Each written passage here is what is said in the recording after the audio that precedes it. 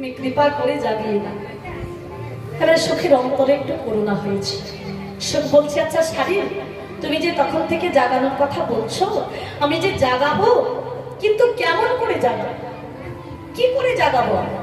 বলে কেন, ওই যে সখীরা বলে দিল না, যা গাও তাই গাও, তুমি তো ভালো গান গাইতে পারো, তুমি ওই ডালে বসে উচ্চস্বরে রাধা রাধা রাধা নাম ধরে তুমি গান করো। দেখো তোমার এই গান যদি আমাদের রাধা রানীর কর্ণে প্রবেশ করে, রাধা রানী আর ঘুমিয়ে থাকবে।